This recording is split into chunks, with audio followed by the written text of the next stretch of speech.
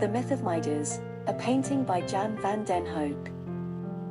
In the West Building, main floor, Gallery 45, a painting of the Judgment of Midas by Jan van den Hoecke invites us to witness a mythical scene set in a serene wooded landscape where two women, for men, and a satyr are depicted.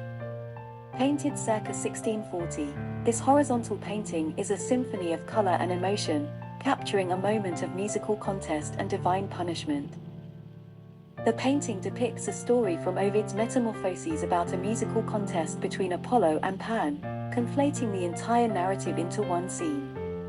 Pan, the wild god of shepherds and flocks, who has a man's body and hairy goat's legs, challenged Apollo, the god of music, to the competition and blew a rustic melody on his pipes that delighted King Midas. Then, Apollo played his lyre so beautifully that the mountain god, Timulus, who judged the contest, declared Apollo the victor. Midas disagreed and Apollo gave Midas a donkey's ears for his poor judgment.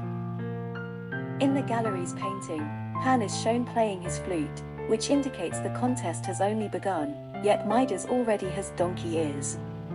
This creates a sense of irony and anticipation for the viewers, who know the outcome of the story. Midas, with his pointed ears and red beard, sits beside Pan and rests his hand on his shoulder, showing his support and admiration. Pan, with his horns and goat legs, looks out at the viewer with a mischievous expression, as if challenging us to judge his performance. Apollo, with his radiant, porcelain skin and fluttering, red cloak, gestures to Midas, the king of Phrygia. He balances on the ball of one foot as he strides toward us, holding a golden lyre embellished with jewels. His gaze is directed towards the men on our right as he prepares to play his divine music. He wears a ring of laurel leaves in his blonde curls, symbolizing his victory and glory. His nude body, except for the coral red cloak fastened with a gold clasp at his neck, reveals his muscular physique and grace. To our left sit two women on rocky terrain.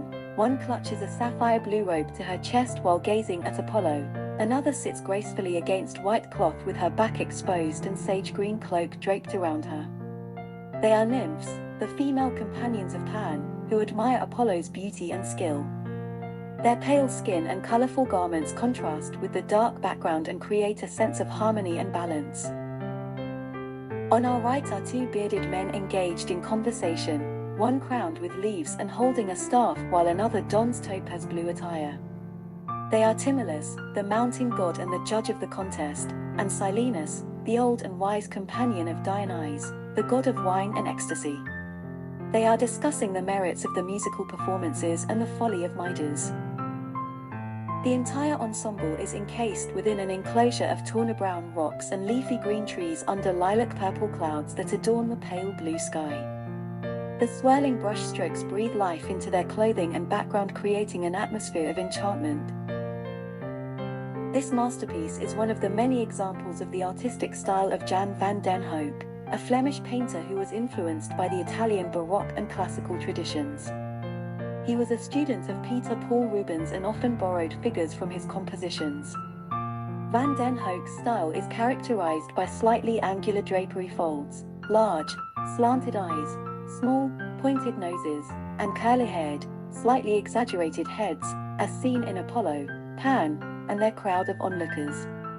He was one of the most influential and prolific painters of his time. His paintings, in particular, are renowned for their emotion, expression, and richness.